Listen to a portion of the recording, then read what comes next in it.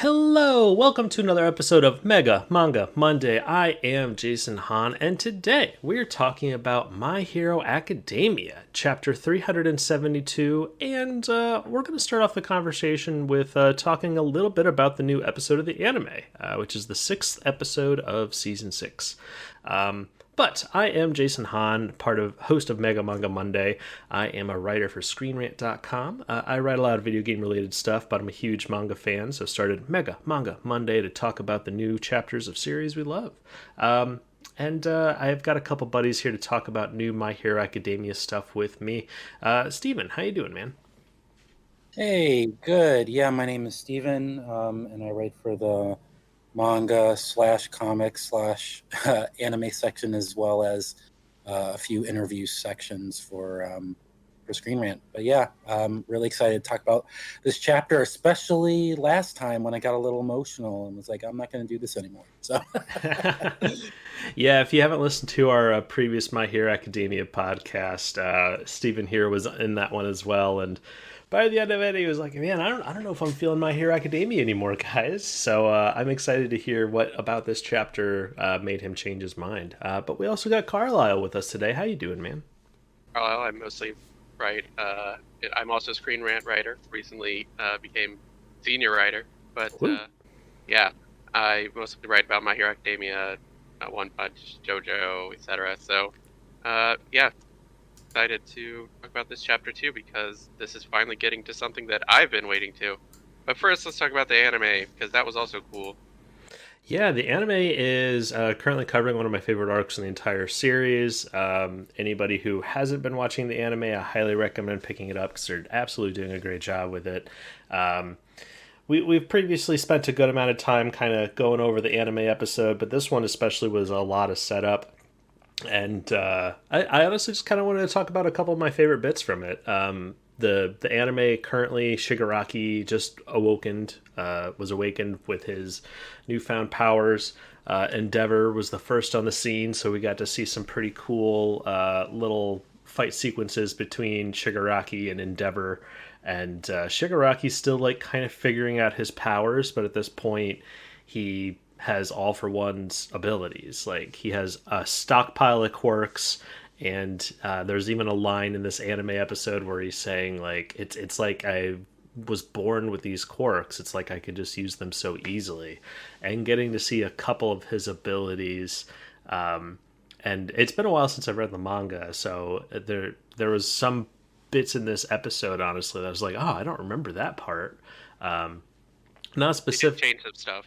Oh yeah, okay, good. Just a little bit, but yeah, there were some changes. One bit that I definitely didn't remember that I really enjoyed was actually not part of Shigaraki, but it was cutting back over to the attack on the mansion. Couple bits actually is I think two of my notes on here. Cement Man, pretty much like blocking ice person's powers, and giant lady or lady. Mount Lady. Mount Lady, that's the one. I was gonna say Lady Giganto. I was like, no, that's not right. But cement guy like created a giant cement pillar, and she grabbed it and started using it as a club. And that's something I didn't remember happening. I was just like, oh man, It was not in the manga. That is one of the changes, and that was definitely one that I wanted to talk about because it is much cooler than what they did in the manga. She just punches the ice in the manga, but that combo attack, grabbing the cement pillar and using it as a bat, was just too cool. That's exactly the kind of stuff that she should be doing. I totally agree, and it's stuff like that that I'm really glad that the anime does, because combo attack. I mean, we've seen everybody use their powers, and the whole point of this series is like working together and teamwork. So actually getting to see like these combination of powers and stuff was a real treat. And another thing on the mansion as well, we got to see a lot more Toga in action. Well, we didn't necessarily get to see because of her ability, but this is something I didn't 100% remember how it went in the manga. But it of course ends with Toga like melting away her abilities, and her looking as she does without clothes on, and then Giganto's fist like erupts behind her in this awesome frame. But before that, there's like a small group of heroes in the mansion who are like, oh no, we need to go do this thing. Wait, what are you doing here? And then suddenly all the heroes around them just get like brutally slashed. And it's Toga, freshly after finding out about Twice dying, pretty much going on a rampage and taking out a bunch of unnamed heroes in her fury and rage and stuff. And just getting to see Toga going through any emotional moments is also a treat. Because I really like her character, and they did some great paneling with her scenes in this episode. So that was awesome too. But I guess Shigaraki, after Endeavor thing, obviously Endeavor didn't kill the big bad, and the series ends there. That would have been a little too boring. So the other top 10 heroes who are still alive joined the fight, and getting to see a little bit of Shigaraki versus the top heroes is exciting. And the chapter kind of ended with Aizawa showing up and being able to nullify Shigaraki's powers. A whole bunch of Nomu wake up. It's bad news bears all around. Giganto is about to start heading towards the battle, which will be that'll be something to happen in the next episode. So look forward to that. But I guess my last note on the episode that I wanted to bring up was Deku and Bakugo actively kind of figuring out that Shigaraki was targeting Deku. So Deku decides to get away from all the civilians as fast as he can. And there's, I remember one panel while I was reading the manga is when Shigaraki first arrives in front of Deku and Bakugo. Deku's going over, he's feeling like the same feelings he felt when they encountered All For One in the factory before him and All Might fought. Was just like, if we play our cards wrong, it's instant death. That's just the vibe that they were getting from this. And the manga illustrated it as if like showing Bakugo and Deku like crumbling, and the anime made it even more haunting with the sound, the score, the everything was super dramatic. And as an anime only watcher, I would have also been terrified. Like as I was reading the manga, I was like, wait, is this all happening? Are they really being disintegrated right now? I don't think a kiss from Healing Lady is going to fix this. But sure enough, that was just in their mind brains, their perception of what he could easily do to them. Before Gran Torino gets in and saves them. And it's just like, were you two stupid idiots about to fight him by yourself? You guys are so dumb. And then that's when the top 10, or whoever's left of the top 10 heroes, arrive to start fighting Shigaraki. So great episode, and excited for it to keep going. But yeah, I'd say Gran Torino is definitely MVP lately. The second time that he has saved somebody from getting disintegrated at the last second in 2 episodes. So I don't know what they do without him. Yeah, honestly, him and Aizawa are just like consistently, oh boy, if you didn't have them, that would change things dramatically. And especially Aizawa. He has a continued big part to play in this arc, and honestly in the manga as well, which might be a great transition into the manga if unless you guys unless you have anything else about the anime episode you'd like to say. I mean, I just have to say that I'm waiting. You know what scene I'm waiting for. That's when I'll be jumping in and watching the anime, because that is probably one of the greatest moments in manga for me in a long time. So really excited to see that play out in the anime form. Oh boy, that might be the best segue you could ever deliver, because now everybody's like, "Oh man, which one is he talking about?" I'm one of them. But that'll wrap up our discussion on episode 6 of the anime. Just a couple highlights, some things I wanted to talk about. But feel free to reach out in the comments. I'd love to hear y'all's thought on how the anime is handling the current arc, and if there's some stuff that you think we missed and would like to bring up, definitely bring it up in the comments. But yeah, I think we'll go ahead and start talking about My Hero Academia chapter 372. which I think the official title of it is Naked, which is, there's no there wasn't a lot of nudity in this chapter. I mean, compared to we saw Minetta's butt a few chapters ago, and there was no butts in this one. But and also Lemillion showed his butt, or he. Yeah, that peach, which right before we get into it, we set up that excellent segue and cliffhanger. So, what part are you extremely excited for the anime to adapt, Stephen? Oh yeah, so I mean, I've talked about it a lot in the manga section in our past podcasts, but it's the whole scene between Himiko Toga and Ochako Uraraka. I mean, just for you mean like post battle?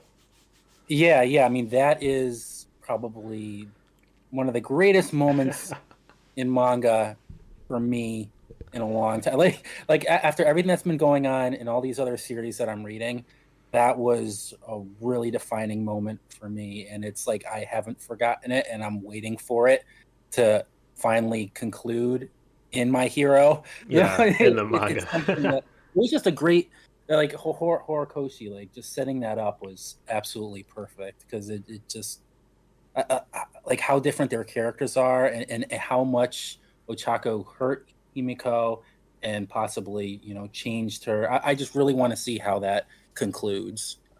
Yeah, I'm just really into it. I that says so much about you and your manga preferences, because I love that we're getting to like this season, and for people who haven't turned away yet, who don't want manga spoilers yet, turn away now, because that is a slight spoiler, but I'm about to drop bigger spoilers, because I'm really excited, of course, to see like Shigaraki versus Deku using flight and Black Whip, and Bakugo like sacrificing himself like to push Deku out of the way, like all that stuff. I am very excited to see animated, and you're excited about the conversation that Toga and Ochako have after all that is said and done.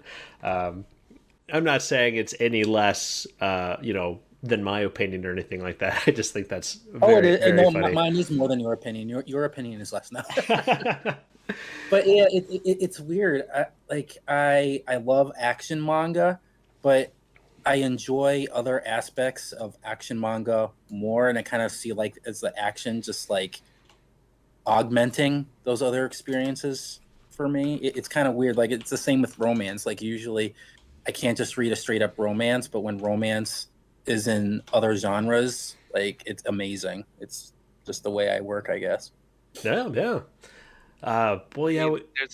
There's a reason they say when I was in film school, they would say that the formula for a Hollywood movie is a romance subplot and anything else. Yeah. Everybody loves to have a romance subplot. Yeah, that was actually, I remember one day I like rose my hand and asked that. I was like, why do we always need that? Because there's several movies where that kind of gets in the way of everything else, and there's not chemistry between those two characters, so a lot of the time you're just like, what's the point? But their answer was, it has to be done well. It has to be done well. Yeah. And there's some series, I mean, like what My Hero was doing well for a while between Deku and Ochako before like they just completely forgot about it. Like it was great. I mean, that was one, and also Naruto too, like Naruto's relationship with Hinata, like those series did it really well and kept me at least like just trudging through those series with a smile on my face. So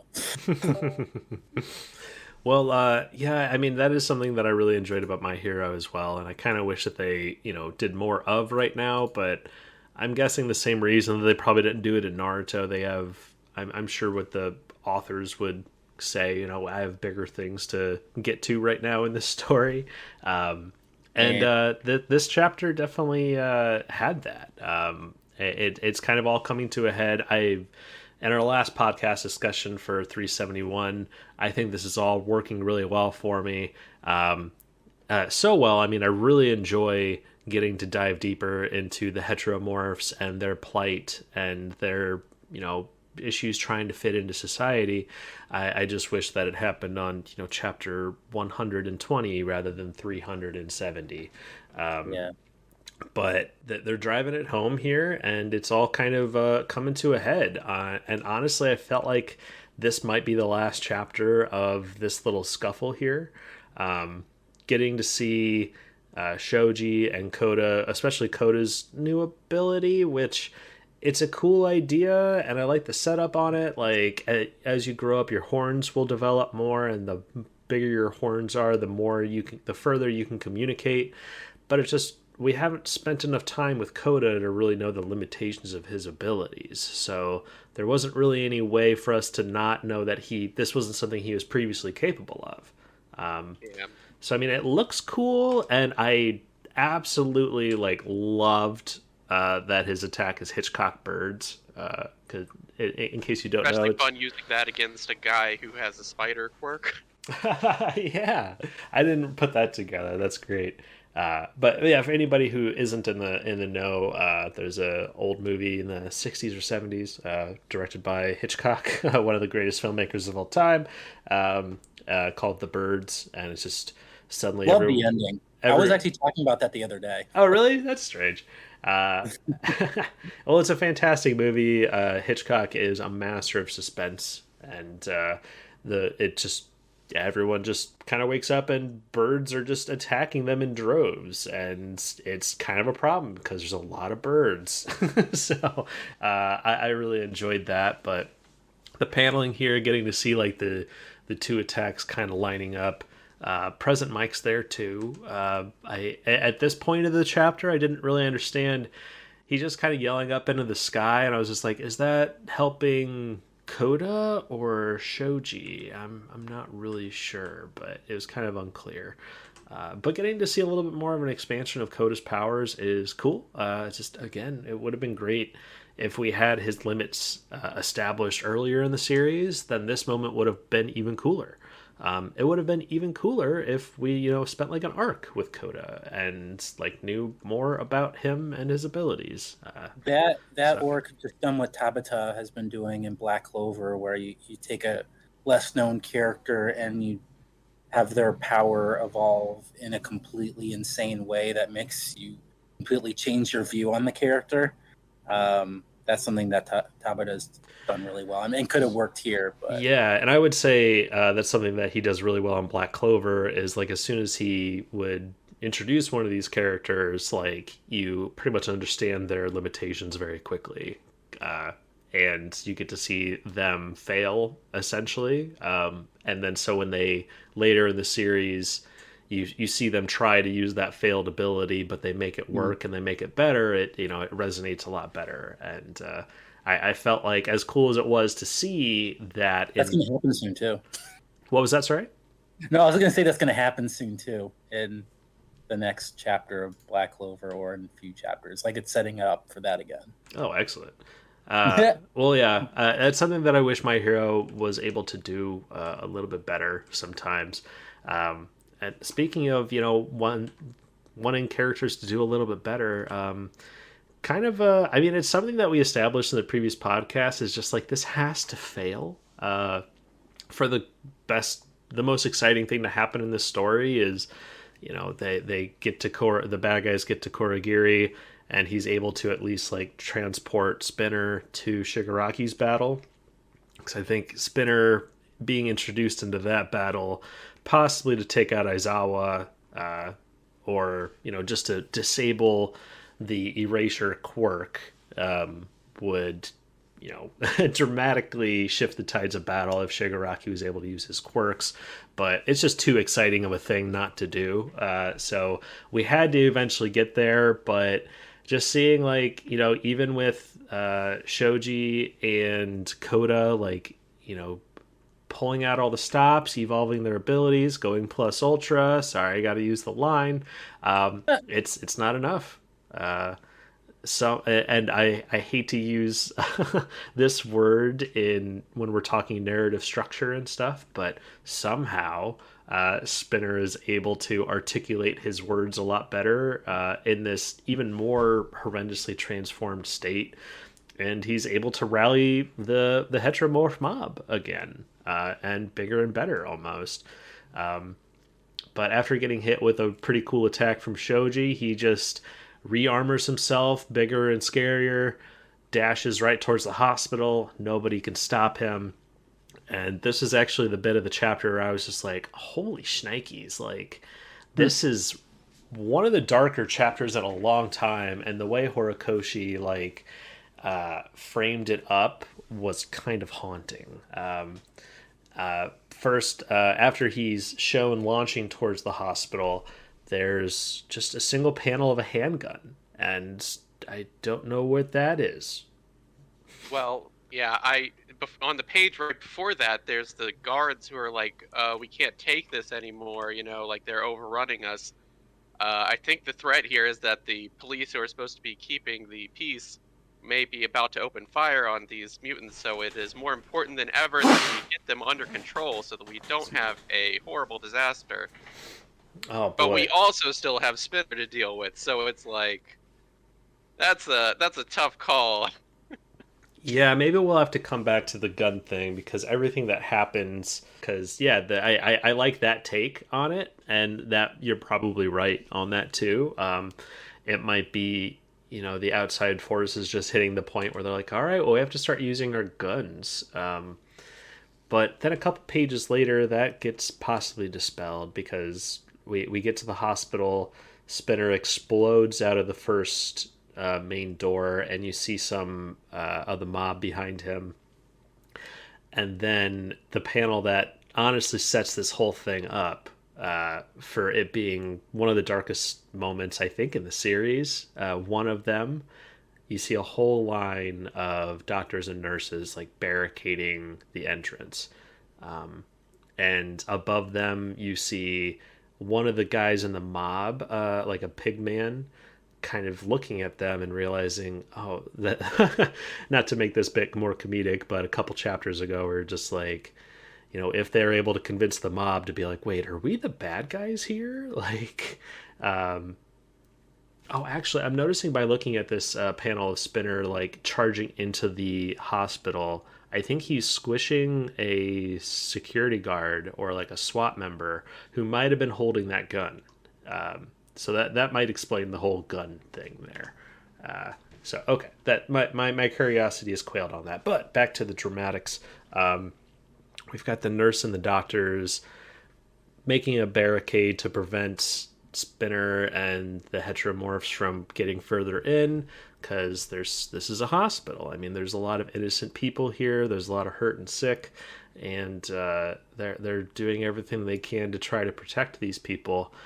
And then we cut to a child like Spinner. And honestly, I really enjoyed, like, kind of we get a shift between the psyche of what Spinner is most likely feeling inside. He feels like he is the innocent, happy kid accomplishing his dreams. He feels like he has allies behind him.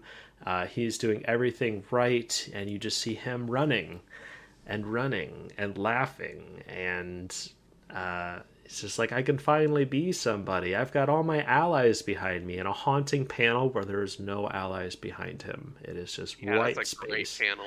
Yeah. And we don't see any of the carnage. We don't hear any of the screams. We just get the pigman heteromorph guy who's part of the mob, we are to assume, looking stunned and shocked.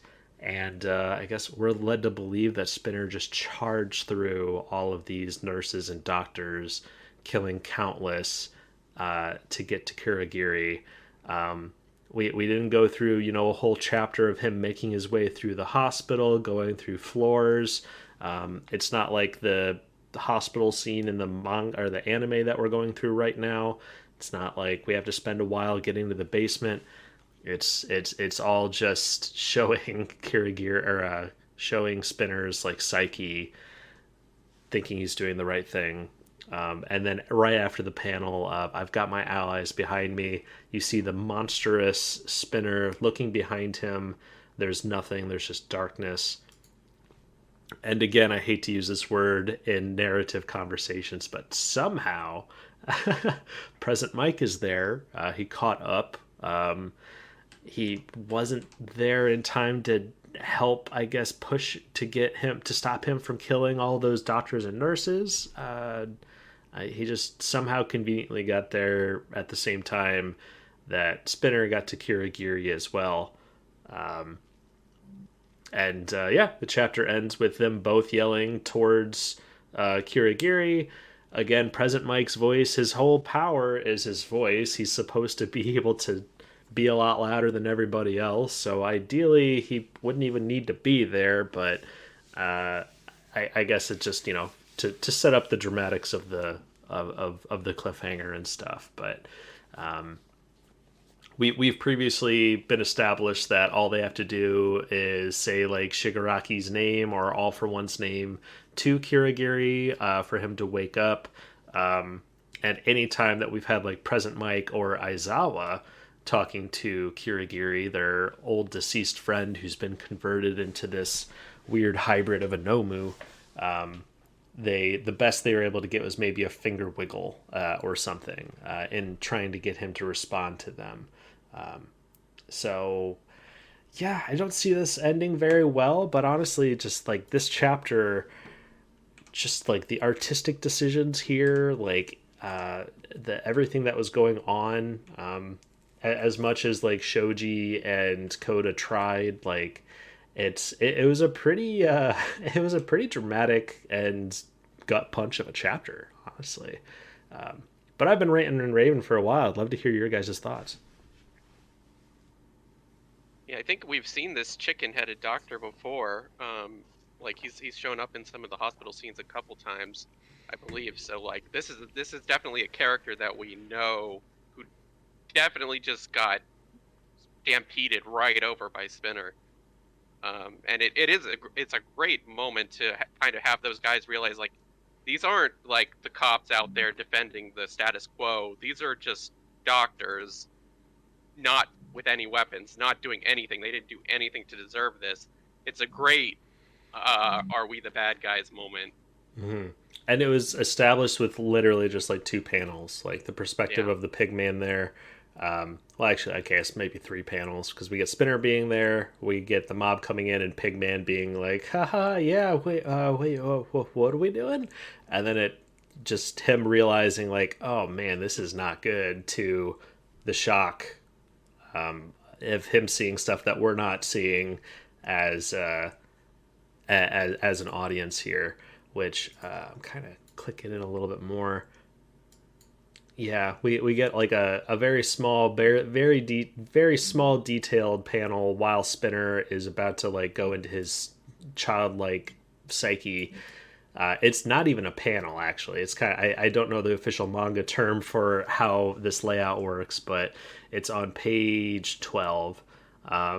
You just get pretty much the outline of the mob being stunned in silence, I guess is how that's supposed to.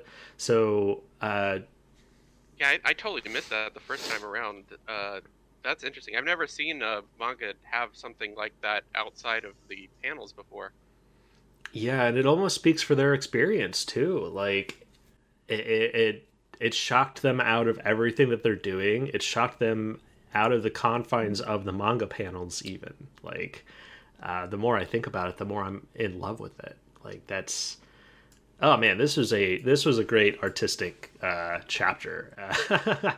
I wish that they would do stuff like this more often, but you don't have shocking things like this happen very often either. But yeah, that is out of the confines of the panel. That is not that is a shocking, and all it says is like clatter, clang. Oh boy. But yeah, Steven, how about you, man? I know that last chapter you were almost done talking My Hero, so I'm excited to hear what your thoughts on it were.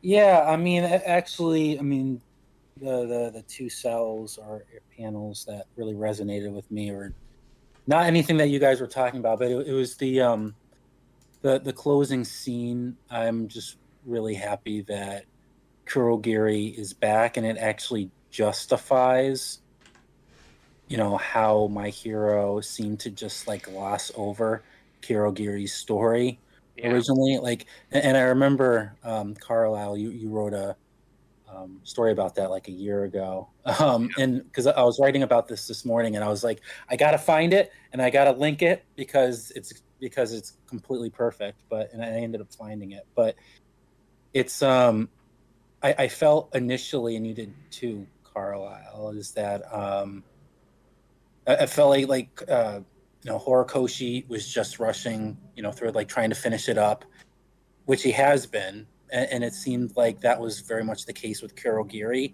because the scenes that we had gotten with him before, they were good, but Aizawa only tried to speak with him once. We never saw President Mike speak or try to communicate with him, and President Mike is shares that same history with Kurogiri as well. Yeah, So I think that back the first time that they get through to him, when they get the information about the hospital that sets up the hospital raid, I believe President Mike is there for that one. But yeah, it's a character that he should be able to have some kind of focus with. But with Aizawa, we just have so much more time with him, and when we've gotten he's a much more popular character in general too. Yeah. So it felt like this should probably be his, but I don't think there's anything wrong with doing this with President Mike. It should be interesting, especially since yeah, President Mike's character hasn't had a whole lot of depth to it. I'm just really excited. Yeah, I mean, I'm just really excited. Like, it actually, in my mind at least, it justifies, how Horikoshi ended up just like seemingly, just glossing over it and just going straight into the final war. Like before, it was like, oh my god, you just like skipped over what could have been an amazing point.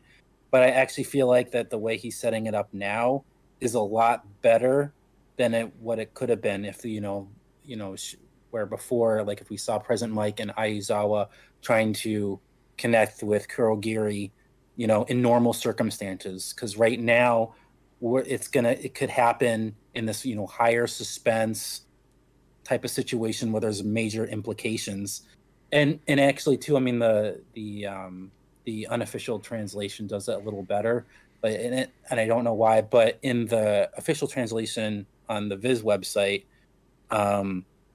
they strip out like Horikoshi's final thoughts at the very end. So usually at the end of every manga chapter, like the mangaka, puts in like a line or something just to like set up the next chapter. And in this case, it was let's see, the two of them try to reach him. To whom will he respond? So I mean, even though it's pretty clear that that's going to happen, like, is he going to respond to which one? It kind of just set it up even more, just more effectively, because it's like, who will Kurogiri choose to reach out to? Like, it would just be interesting to see, like, because it's just like, will he go to Spinner, who's his actual ally, as a villain, or will he turn to someone who was one of his best friends, before he got transformed into a terrifying Nomu monster? So it's just a really great way to bring it back, and it just, like, again, it just justifies the reason why Horikoshi seemingly just glossed over it. Like, he did it for a reason, and it wasn't just because of rushing. And it's actually, like I was saying, like, it's like almost a year later since the last time we saw Kurogiri with Aizawa. So it's just really great when you see, like an author or mangaka that you really, look up to, seeing that what they did was the right choice. Especially since, in the latest chapters, a lot of us have been questioning, Horikoshi on various things. So it's just great seeing it when it works out like that. Yeah, absolutely. Because I'm just thinking back to like when President Mike was like introduced, and it was something that kind of was going even throughout the first few seasons of the anime. But President Mike was always like presented as just like the joke character, like the guy who's never taking anything seriously.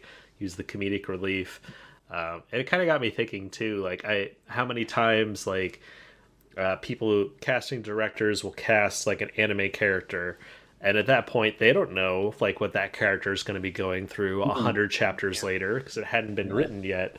So I'm sure there's a lot of voice actors out there who are like, oh hey, you're like a funny quirky voice actor, we'll give you this opportunity to voice this quirky character. And then like originally the voice of Krillin too. Oh, was it? Oh, that's great. Yeah, until he got, but then I don't know why, but he was originally President Mike, but then he was quickly replaced, and now he's Redestro, which is weird. Oh, well, yeah, just them hiring somebody for that role, and then 100 or 200 chapters later they have a completely different like character. That's, I'm not saying he's completely different, but a lot more drama to his role. So it's just like, okay, voice actor, you were hired for this role. Hopefully you have the chops to do all these things we didn't know were going to happen. And just Present Mike has like completely switched. Like he went from being, as I said, like the comedic relief essentially, to he has a much more focused, much more dramatic role in the series now, with his relationship with Aizawa and Kirigiri. But unfortunately, it has never been established that, these dead humans. I mean, it's been very lightly touched on, but we've never seen things work out to the way where somebody who was previously dead and is now a weird hybrid Nomu, they've never like fully like, oh yeah, I remember who I am, I'm gonna do the right thing. Even with those high end Nomus, they kind of had a semblance of their old personalities, but it never got to the point where they're like, oh, I remember what's good and what's bad. Like I'm going to make the right choice here. So supposedly a lot of those high-end Nobus were made out of criminals, so it might explain why they weren't likely to switch over to being good. Okay. Well, I guess my point for all this is just saying, like, I don't feel any like dramatic tension for this moment, because I just feel like I feel like it's so obvious that Kirigiri's going to react to Spinner rather than Present Mike. I feel like there's not really any of a chance that he's going to be like, this is going to be the first time that he is going to say like, oh yeah, my good friend Present Mike, get away, Spinner. Like, let's, Present Mike, let's teleport us out of here. Spinner, you have fun down here. Like, I don't see that happening at all. So I don't really have any of the tension of where this is going to go. I mean, I think it'd be surprising if, like Present Mike dies here. I'm curious to see what happens, but I just don't think there's really much of a chance that Present Mike is going to reach Shirakumo. There just hasn't been enough like evidence to share that Shirakumo is still there. It just feels like it's only Kirigiri now. But yeah, Horikoshi may surprise me. But there's got to be some way that Spinner gets teleported out of there. And just as I said earlier, the most exciting thing to happen would be he gets teleported to Shigaraki's battlefield right now. But we'll see what happens. I mean, at the end of the day, too, I mean, even if Kirigiri does, take the obvious, choice by going with Spinner, it would be a great way just to explore Present Mike's reaction to that. Yeah. I mean, we'll get his story as well. Like, we've only been, seeing it from Aizawa's perspective. So that's why I'm really excited just to see. We already know his importance and what he means to Aizawa and Present Mike, but now we're going to get it from a different perspective, and it's in this really high stakes situation. So if he ends up, which he obviously will, go with Spinner, it will just, hurt Present Mike all the more, especially since, they've had him and now it's like, oh, now he's gone. Any chance that we had before of trying to, get through to him is gone now. So it's like, no, I'm really excited. I think that what will happen next will, be really emotional, especially in regards to Present Mike. So, yeah, absolutely. I would say if anybody hasn't, you should absolutely, at the very least, I would recommend reading all of Vigilantes, but at the very least, go read the School Days arc. It's only 6 chapters. It's all the backstory on Aizawa and Shirakumo and Present Mike when they were kids at UA, and wait, you should write about that. No. Wait, you should write, actually, because there's a break next week for My Hero. I think that would actually be a perfect pitch, and I would read the hell out of that. I mean, I guess I'd have to read the actual manga too, but I think that would actually be really good. Yeah, because it builds into that. Do it. Well, yeah, that's a great advertisement. Yeah, if you go to Screen Rant, our manga, comics, and anime section, we have a lot of very talented writers who write really insightful, interesting theories and observations about a bunch of the mangas that are currently popular right now. So Carlisle has written a lot of great My Hero Academia stuff, so definitely check out his stuff on Screen Rant. But yeah. I guess that kind of bleeds into what we think will happen next. I really hope that we focus on this part and we don't jump away at this point. But if we do jump away and just show like Spinner, being teleported to Shigaraki's place, that'd be pretty disappointing because I really like the idea that Steven just brought up. This is a great opportunity to focus more on Present Mike's perspective. So that would be pretty exciting to see them dive more into that. Maybe get a flashback from Present Mike while the world's crumbling around him. Because I think, especially if Kuragiri responds to Spinner and we get to see Present Mike like just feeling crushed and defeated, that his friend and essentially having to acknowledge that his friend is no longer there. Like there's a lot of emotional weight that could be told in that part. But yeah, to kind of go back a little bit in this chapter too, speaking of emotional weight, another bit about Present Mike that I enjoyed in this chapter was him kind of acknowledging that Class 1A, Koda, and Shoji are way more powerful and way more accomplished than Aizawa and they were as children. So if there's any weird power balance people out there, there you go. But that was one bit about this chapter that I really liked. I also liked the line that Koda's parents delivered to him. Quote, grow up to be a man who gets mad when people mock something or someone dear to you. Which obviously taken out of context, there's plenty of people online who already do that to terrible effect. But it was a line that I thought fit really well in here. And it was something that I just enjoyed. But yeah, I'm just kind of going over all my final thoughts on this chapter. And I guess the last note I had here too, other than those two, were we got the confirmation that Shoji's facial scars came from rescuing that little girl. It was something Ben, usual Mega Manga Monday guest that wasn't unfortunately able to participate today, brought up last chapter, that the reason that Shoji got horribly beat and hurt because he grew up in the less civilized suburbs, I guess is the way that they kind of framed it. But they don't take too kindly to them heteromorphs in them heck of the woods. And Shoji rescuing a little girl from drowning with his powers. They found out that one of their children was touched by a heteromorph, so they beat the crap out of Shoji, gave him horrific scars on his face. And it was kind of confirmed in this chapter, saying like, "Yeah, you wouldn't have gotten all those scars if you didn't save me." Blah blah blah blah. And like, it was just really hammered that all home.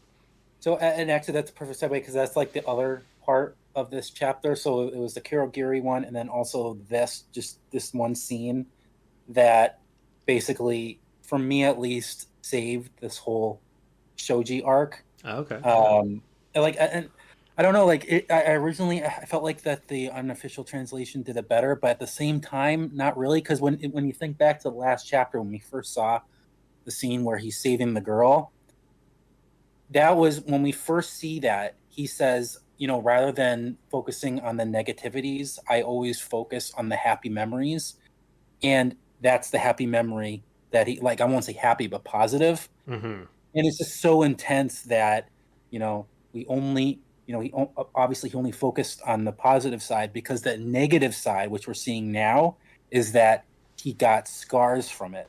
So it just adds some additional context. Like, it basically made him more of a monster that made him scary to look at, but it's still the act of how he got them is one of his happiest or positive memories of being a heteromorph, which is very intense when you think about it.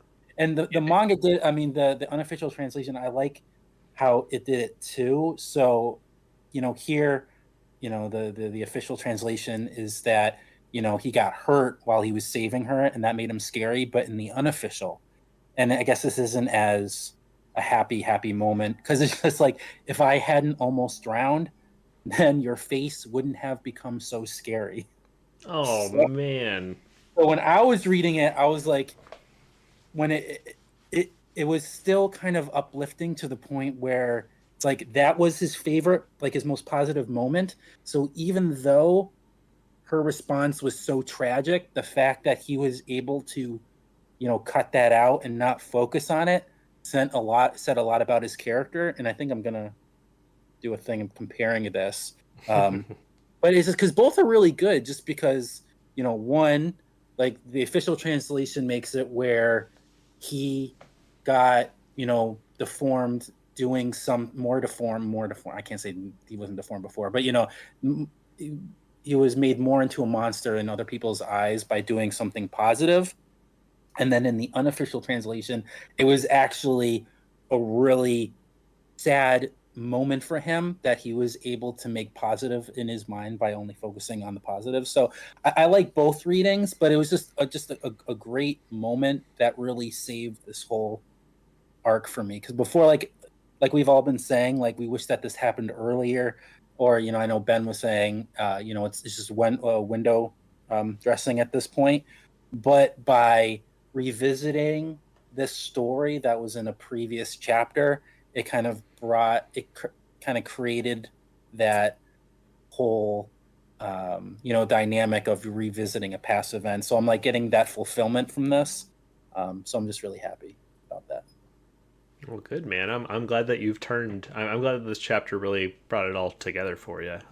Well, and I'm even liking it more now too, because when I was actually, I read that and then I kept on going, and I didn't stop to look at the whole charge through scene, and I didn't pick up on the fact that, because it was done subtly, because I was like getting mad again, that like all the subtleties, and it makes me appreciate the chapter all the more just because of what's implied of what he did, killing all those innocent people. So just great chapter all around, and really just really made me change my way I've been looking at my hero, which is a really great feeling to have.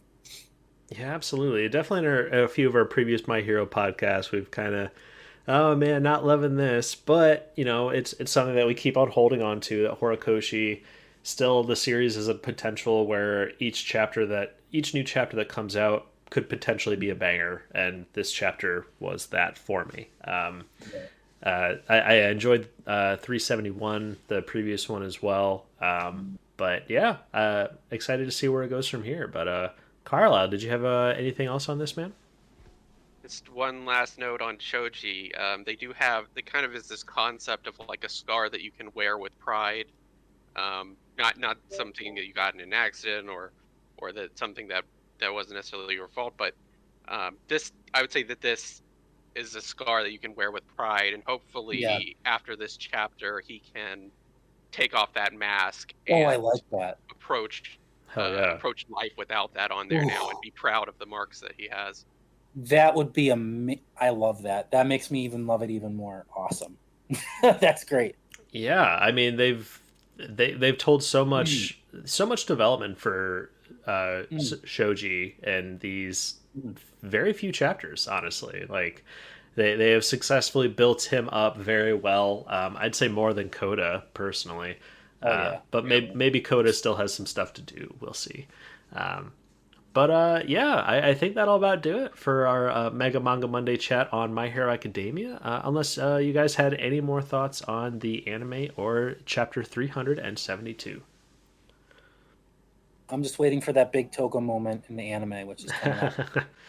Oh boy, I think we'll probably have a few more episodes because we got a lot of fight battling to do. So. We'll let you know. All right, everyone. Well, I think that'll do it for our Mega Manga Mondays, My Hero Academia discussion. We'll go ahead and move into plugs and recommendations. I, Jason Hahn, writer for Screen Rant, would love it if you checked out more Mega Manga Monday episodes. We have a website, megamangamondays.podbean.com.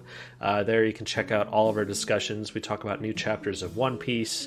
Chainsaw Man is awesome right now. We also talk Boruto and Dragon Ball Super whenever that decides to come back. But we got all kinds of podcasts on there for you to enjoy. You can also follow us on Twitter for updates while we don't have to pay for an account. We'll see if that changes soon. Because Twitter is a dumpster fire right now. I don't think he's gonna. If he does that, that will be so stupid. Yeah, I don't think he will. Yeah, there's been rumors that new owner of Twitter, Elon Musk, might start charging everybody to use Twitter. If that happens, I can see Twitter dramatically changing even more. But you can follow us on Twitter for updates and reach out to us there at Manga Mondays. And I, Jason Hahn, also have a YouTube channel called Honzy and Friends. I like to stream on Wednesdays and Sundays. Just wrapped up playing God of War on the PlayStation 5, and Ragnarok is finally upon us. Been waiting a long time for that sequel. I will be streaming that eventually on the channel. I just kind of want to go through my first playthrough myself. But please hang out. Come hang out on Sunday. I'll probably be starting a new game. We'll see. But please subscribe to this as well and follow it. Whichever way you're listening to this, we're on YouTube, podcasts, and stuff like, or Apple Podcasts, all kinds of stuff. But please follow us and reach out to us. We'd love to hear from you.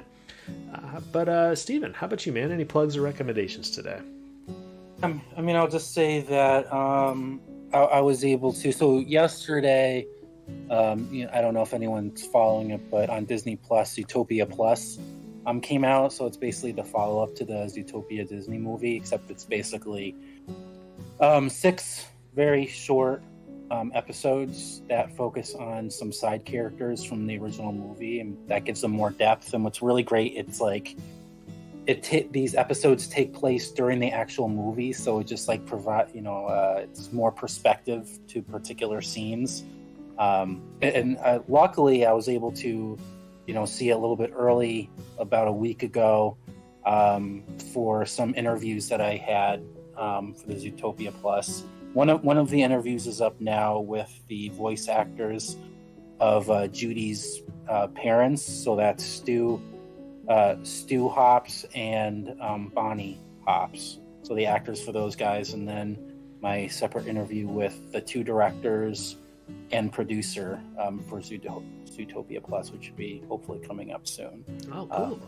But yeah, there's that. And then I've actually been rereading through Boruto, and I gotta say, I don't know, I didn't remember all this, but I'm actually loving it even more, even like pre-Aida, which is kind of like a big thing, and I'm noticing a lot that's actually made me come to some really hot takes, which might piss some people off. But yeah, I'm actually really the first half of that, so.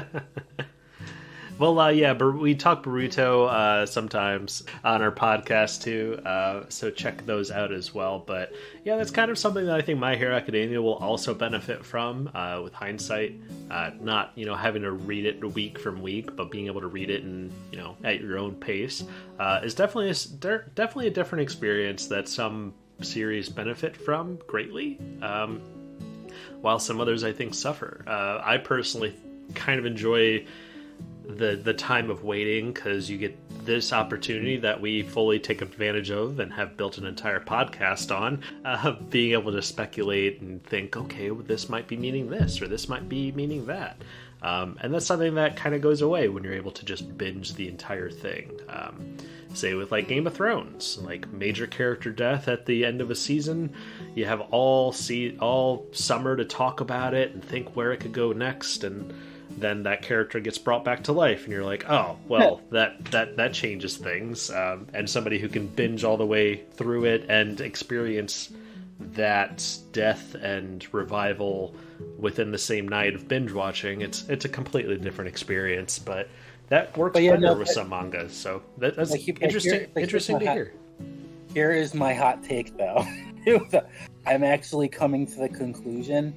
Like, so I love Boruto's character even more, and I'm actually like I'm saying that he's in some ways more complex character than Naruto, and actually more like Denji from Chainsaw Man. So I'll drop the mic there. Oh boy, jeez. Okay, well, to hear more on that, check out our next Boruto chat. we'll have a new episode coming out with the new chapter probably in the next week or two. I think we have a new chapter of that coming out in a week and a half from now. But yeah, check out Steven is somebody we have on our Boruto chats as well. So look forward to that. But Carlisle, how about you, man? How about any plugs or recommendations from you today? As always, please check out Elfin Revenue Service. That's my visual novel about everyday life in a fantasy world. And I've just finished up some new songs for that. Seems to be a demand for an updated demo, so I will probably be working on an updated demo for the end of the year. Yeah, actually, Carlisle has been kind of putting some music together, and he's even thrown me a couple pitches, for things to throw onto the podcast. And we might be start doing intro and outro music pretty soon because guy's got some talent. So I'm excited to hear more of his work. But I'll have links to our plugs and recommendations in the description. But yeah, definitely follow Carlisle's journey in creating Elven Revenue Service on his Twitter account at Elven Revenue. But yeah, this has been a lot of fun talking My Hero Academia with you guys today. Y'all have definitely helped me enjoy a lot of these chapters even more. But I look forward to the next one. I think a lot of our theories have come to be true, and we'll see what happens next week. But thanks for your time, and I look forward to the next one.